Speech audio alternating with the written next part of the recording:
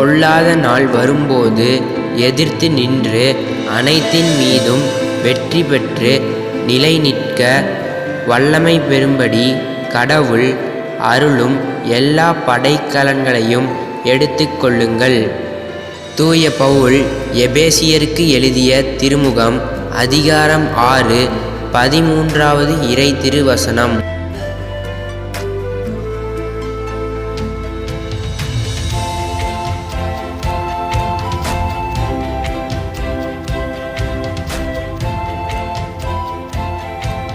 பொல்லாத நாள் வரும்போது எதிர்த்து நின்று அனைத்தின் மீதும் வெற்றி பெற்று நிலை நிற்க வல்லமை பெறும்படி கடவுள் அருளும் எல்லா படைக்கலன்களையும் எடுத்து கொள்ளுங்கள்.